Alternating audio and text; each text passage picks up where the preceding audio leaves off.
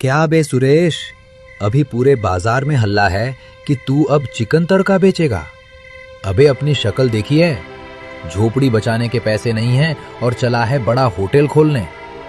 हाँ बिरजू, जमींदार का कर्ज चुकाने के लिए कुछ तो बड़ा करना ही पड़ेगा। अम्मा ने कहा है कि एक कोशिश करके देख लो। अरे तू पागल हो गया है क्या? तू चिकन बेचेगा तो लोग हंसेंगे तुझ पर। लोगों को तेरे ठेले पर बस 10 रुपए के अंडे खाने की आदत है। कोई तेरे ठेले का महंगा चिकन नहीं खाएगा, सब सड़क पर फेंक देंगे। मेरी मान, जितना है उतने में खुश रहे भाई, वरना ये ठेला भी जाएगा। बिरजू अपना ताना मारकर और हंसते हुए वहां से चला गया, लेकिन उसकी चुपती हुई बातों ने सुरेश के बचे खुचे हौसले को भी चकनाचूर कर दिया। ये है समनगर गांव, जहां की सुबह बहुत ही शांत और खूबसूरत होती है। खेतों में काम करते किसान और ठंडी हवाओं का झोंका। गांव के लोग बहुत मेहनती हैं, सूरज उगने से पहले ही अपने कामों में लग जाते हैं। इन्हीं के बीच रहता है हमारा सुरेश, बिल्कुल अकेला, ना कोई परिवार ना कोई आसरा। अपनी जिंदगी की गाड़ी वो खुद ही खींच रहा है। चलो सुरेश बाबू, सुबह हो गई, आज भी मेहनत करनी है, वरना रात को चूल्हा कैसे जलेगा। अकेली जान है, खुद ही कमाना है और खुद ही खाना है। गांव के नुक्कड़ पर एक पुराने पीपल के पेड़ के नीचे सुरेश रोज अपना उबले अंडे का ठेला लगाता है। सुबह सुबह अकेले ही भट्टी जलाता है, अंडे छीलकर रखता है और फिर खड़े होकर अपने पक्के ग्राहकों का इंतजार करता है। तभी खेतों में काम पर जाने वाले मजदूरों का वहां आना शुरू हो जाता है। अरे सुरेश भाई, भट्टी चालू हो गई क्या? जल्दी से 2 अंडे निकाल दे यार, खेतों में आज बहुत काम है, जाने में पहले ही देरी हो रही है। अरे राम सिंह काका, आपके लिए तो भट्टी हमेशा चालू है। सुरेश फुर्ती से अंडों पर अपना खास मसाला छिड़कता है और प्लेट काका की तरफ बढ़ा देता है। लो, एकदम गर्मा गर्म अंडे, खाकर जाओ, वरना दिन भर फावड़ा कैसे चलाओगे। तेरी यही बात तो अच्छी लगती है सुरेश, हमेशा हंसते हुए मिलता है, चाहे जिंदगी में कितनी भी तकलीफ हो। सुरेश के ठेले पर भीड़ सिर्फ अंडों की वजह से नहीं आती, असली जादू तो उसके हाथ से पिसे उस खास मसाले में है। जो भी उस चटपटे मसाले को चखता है, वो सुरेश के हाथों का दीवाना हो जाता है। भाई सुरेश, कसम से मजा आ गया। तेरे इस मसाले में ऐसा क्या मिलाता है यार? शहर के बड़े बड़े होटलों में भी ऐसा स्वाद नहीं मिलता। अरे भैया, इसमें कोई जादू वादू नहीं है, बस घर के सादे मसाले हैं जो मैं खुद कूट कर बनाता हूँ। ये तो आप लोगों का प्यार है जो इस गरीब के खाने में स्वाद बढ़ा देता है। लीजिए, आपका दूसरा अंडा तैयार है। तू कुछ भी बोल, पर तेरे ठेले के बिना हमारे दिन की शुरुआत नहीं होती। तेरे मसाले की खुशबू दूर से ही खींच लाती है। ग्राहक के चेहरे पर जो खुशी थी, सुरेश के लिए वही उसकी सबसे बड़ी कमाई थी। दिन में ठेले पर भले ही खूब भीड़ लगती है, लेकिन जैसे ही शाम ढलती है और बाजार खाली होता है, सुरेश की असली परेशानी शुरू हो जाती है। 100, 300, 500, बस 550 रुपए। हे भगवान, आज भी दिन भर भट्टी की गर्मी सहने के बाद बस इतना ही बना। अंडे और मसाले का सामान कितना महंगा हो गया है। दिन भर पसीना बहाने के बाद भी गल्ले में कुछ खास नहीं बचा था। बाजार में हर चीज के बढ़ते दामों ने सुरेश की कमर तोड़ दी थी। सुरेश की आंखों में एक डर था, कल का डर, बीमारी का डर और अपने अकेलेपन का डर। मैं अकेला इंसान हूँ, फिर भी इतने कम पैसों में अपना गुजारा कैसे करूंगा? मकान का किराया भी देना है। अगर कभी बीमार पड़ गया तो दवाइयों का पैसा कहाँ से लाऊंगा? ये कमाई तो बस पेट भरने लायक ही है। महंगाई के इस दौर में सुरेश का अकेलापन और गरीबी उसे अंदर ही अंदर खाए जा रही थी।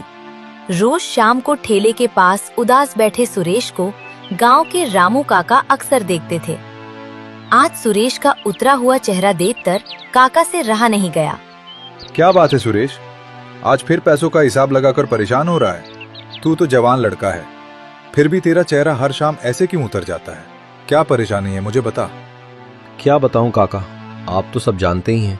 रोज का बस 500-600 रुपया ही बचता है। महंगाई इतनी बढ़ गई है कि इतने में अकेले इंसान का भी गुजारा नहीं होता। कोई बचत नहीं है। समझ नहीं आता आगे जिंदगी कैसे कटेगी। तेरी चिंता एकदम जायज है मेरे बच्चे, पर सिर्फ ये उबले अंडे बेचकर तेरा गुजारा नहीं होगा। ये ठेला तो बस दिन काटने भर का है। तुझे अपनी कमाई बढ़ाने के लिए कुछ और सोचना पड़ेगा। ऐसे हार मानकर और उदास बैठने से काम नहीं चलेगा। कुछ बड़ा सोच। शाम गहराने लगी थी और बाजार में भीड़ कम हो गई थी। ठेले पर बचे हुए आखिरी कुछ अंडे भी बिक चुके थे। सुरेश उदास मन से अपना ठेला समेट ही रहा था, तभी गांव की एक बुजुर्ग महिला, जिन्हें सब अम्मा कहते थे, वहां आ गईं। अरे बेटा सुरेश, लगता है आज के सारे अंडे खत्म हो गए। मैं तो सोच रही थी कि आज तेरे हाथ का एक उबला अंडा खा लूं।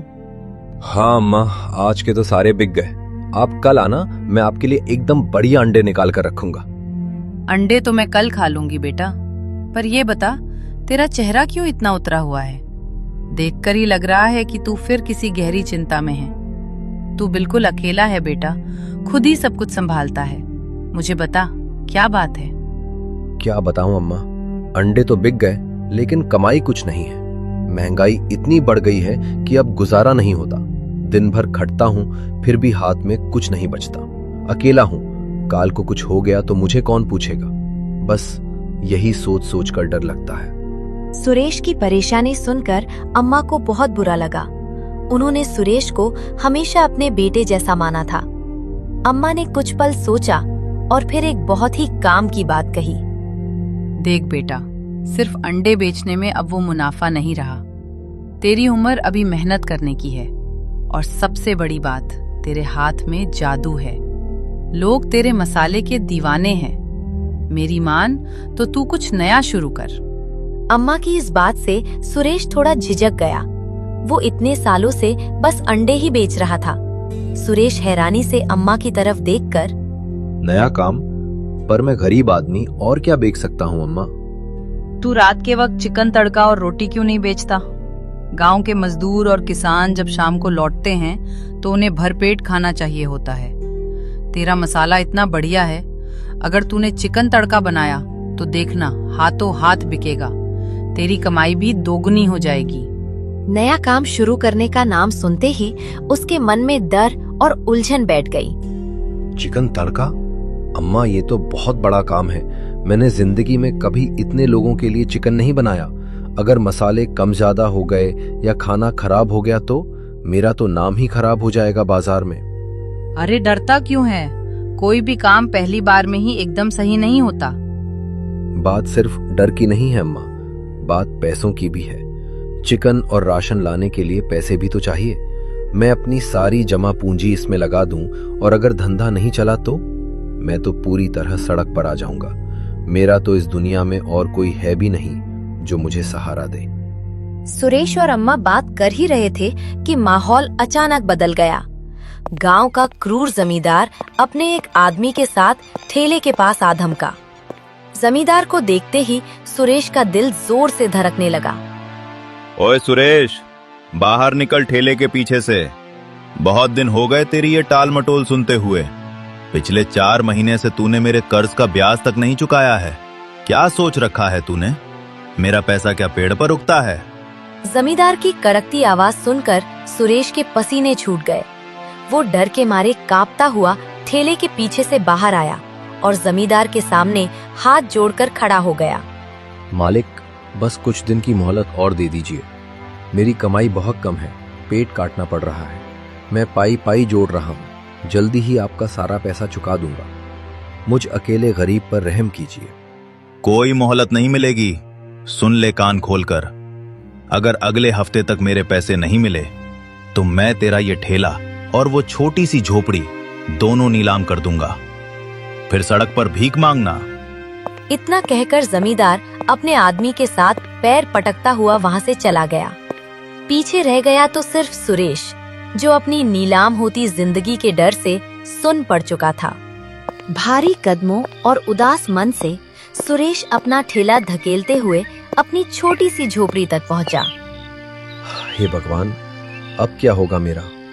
वो अभी बैठा ही था कि तभी दरवाजे पर खटखट की आवाज हुई।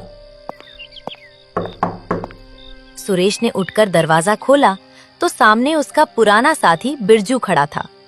बिरजू ने बाजार में जमींदार और अम्मा वाली सारी बातें सुन ली थीं। क्या बे सुरेश, अभी पूरे बाजार में हल्ला है कि तू अब चिकन तड़का बेचेगा। अबे अपनी शक्ल देखी है, झोपड़ी बचाने के पैसे नहीं हैं और चला है बड़ा होटल खोलने। हाँ बिरजू, जमींदार का कर्ज चुकाने के लिए कुछ तो बड़ा करना ही पड़ेगा। अम्मा ने कहा है कि एक कोशिश करके देख लो। अरे तू पागल हो गया है क्या? तू चिकन बेचेगा तो लोग हंसेंगे तुझ पर। लोगों को तेरे ठेले पर बस 10 रुपए के अंडे खाने की आदत है। कोई तेरे ठेले का महंगा चिकन नहीं खाएगा, सब सड़क पर फेंक देंगे। मेरी मान, जितना है उतने में खुश रहे भाई, वरना ये ठेला भी जाएगा।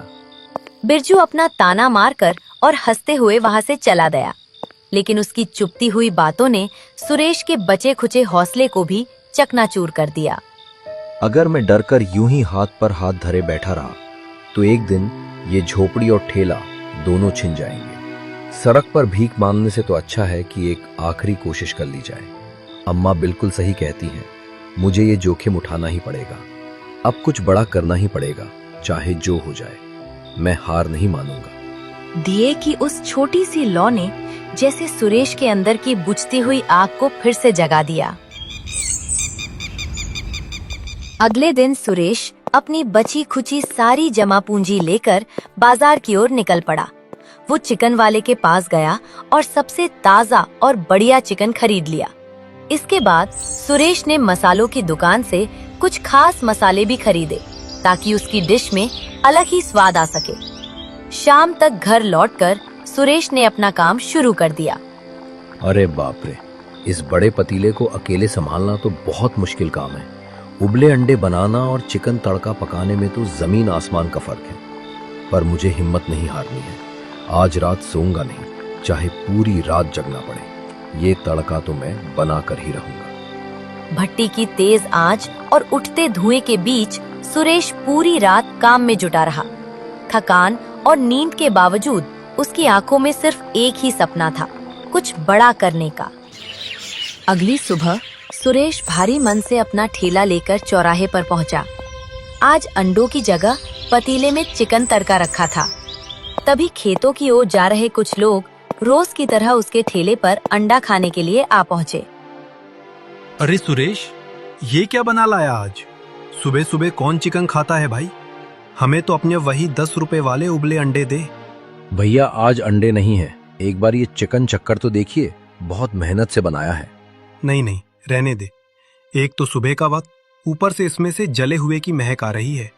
तूने तो अपना अच्छा भला काम भी बिगाड़ लिया भाई। ग्राहक इतना कहकर सिर हिलाता हुआ वहां से चला गया। बाकी लोग भी बिना कुछ लिए आगे बढ़ गए। सुरेश चुपचाप अपने ठेले के पास खड़ा रह गया।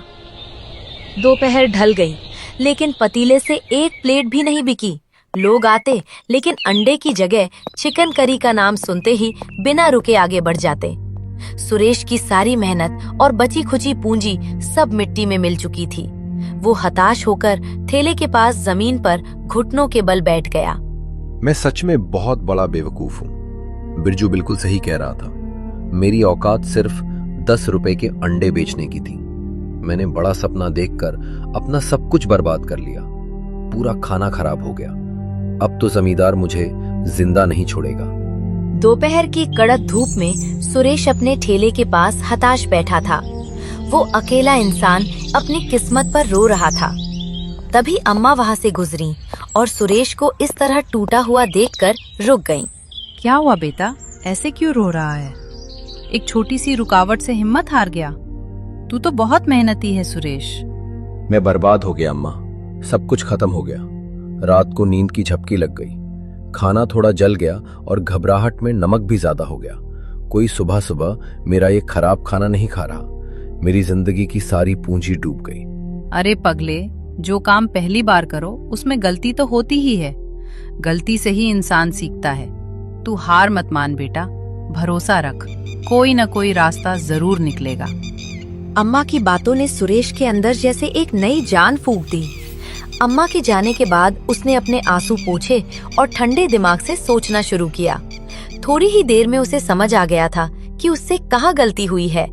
अम्मा सही कह रही हैं, मेरी मेहनत ऐसे बेकार नहीं जा सकती। सुबह के वक्त लोग काम पर भाग रहे होते हैं, उन्हें सिर्फ हल्का नाश्ता चाहिए होता है। चिकन तड़का खाने का सही वक्त तो दोपहर या शाम का है, जब मजदूर काम से लौटते हैं और उन्हें भरपेट खाना चाहिए होता है। सुरेश को अपनी मंजिल का रास्ता मिल गया था। अब बस उस जले हुए खाने को ठीक करना बाकी था। मैं इस थोड़े जले हुए स्वाद और ज्यादा नमक को अपने इस जादुई मसाले से बिल्कुल ठीक करूंगा। आज शाम को मैं ये ठेला फिर से लगाऊंगा। शाम ढलते ही जब मजदूर काम से लौटने लगे, सुरेश ने अपना ठेला फिर से लगा लिया। इस बार उसने अपने खास मसालों से चिकन का स्वाद और खुशबू दोनों बिल्कुल सुधार दिए थे। अब महक तो लाजवाब आ रही थी, लेकिन सुबह की बात अभी भी लोगों के मन में बैठी हुई थी। है सुरेश, खुशबू तो बढ़िया आ रही है, पर सुबह तो तेरा खाना एकदम जला हुआ था। देख भाई, मैं दिन भर का थका हूँ, एक प्लेट खाकर देखता हूँ, लेकिन कान खोलकर सुन ले, अगर स्वाद नहीं आया तो एक भी पैसा नहीं दूंगा। बोल, मंजूर है? मंजूर है काका, एक बार चक्कर देखिए, अगर पसंद ना आए तो पैसे मत दीजिए, ये मेरा वादा है। ग्राहक ने प्लेट हाथ में ली और पहला निवाला मुंह में रखा। उसे खाते देख सुरेश की धड़कन जैसे एक पल के लिए रुक सी गई। अरे वाह सुरेश, तूने तो सच में कमाल कर दिया। क्या मसाला डाला है भाई, कसम से मजा आ गया। चल फटाफट एक प्लेट और लगा दे। बस फिर क्या था, ये सुनते ही बाकी मजदूर भी ठेले पर टूट पड़े। देखते ही देखते भीड़ लग गई और हर कोई बस चिकन तड़का ही मांग रहा था। अगली सुबह जैसे ही सूरज की पहली किरण गांव पर पड़ी, सुरेश का ठेला आज पहले से ही ग्राहकों से भरा हुआ था। लोग खड़े खड़े उसके उबले अंडे मजे से खा रहे थे। वाह सुरेश भाई, अब तो मजा आ गया। सुबह तेरा अंडा और शाम को तेरा स्पेशल चिकन तड़का। हमारी तो जिंदगी एकदम सेट हो गई। दिन बीतते गए और फिर जैसे ही शाम होती, ठेले पर फिर वही भीड़ लग जाती। गर्मा गर्म चिकन तड़का की खुशबू दूर तक फैल जाती। भीड़ के बीच अचानक गांव का जमींदार आ खड़ा हुआ। उसे वहां देखते ही सारे मजदूर सहम गए। सबको लगा आज सुरेश की खैर नहीं। सुना है पूरे गांव में आजकल सिर्फ तेरे चिकन तड़के के चर्चे हो रहे हैं सुरेश। ला, एक प्लेट लगा, मैं भी तो देखूं ऐसा क्या जादू है तेरे मसालों में। जी मालिक, अभी लगाता हूँ। सुरेश ने बिना घबराए एक प्लेट जमींदार को दी। जमींदार ने पहला निवाला मुंह में रखा और उसकी आंखें हैरानी से चमक उठी। वाह सुरेश, ऐसा लाजवाब स्वाद तो मैंने शहर के बड़े बड़े होटलों में भी नहीं चखा। तूने तो सच में कमाल कर दिया। जमींदार के मुंह से ये तारीफ सुनकर सुरेश का चेहरा खुशी से खिल उठा। उस दिन के बाद सुरेश ने कभी पीछे मुड़कर नहीं देखा। उसकी हर सुबह उबले अंडों की कमाई से शुरू होती और शाम चिकन तड़के की शानदार महक के साथ ढलती। अपनी मेहनत और सही समझ से उसने न सिर्फ अपनी किस्मत बदली थी, बल्कि पूरे गांव का दिल भी जीत लिया था। और इस तरह सुरेश खुशी खुशी अपना ठेला और अपनी नई जिंदगी चलाने लगा। दोस्तों, अगर आपको सुरेश की ये प्रेरणा देने वाली कहानी अच्छी लगी हो तो वीडियो को लाइक और शेयर जरूर करें। ऐसी ही और भी मजेदार कहानियों के लिए अभी सब्सक्राइब करें PKL टून्स को। वीडियो देखने के लिए आपका बहुत बहुत धन्यवाद।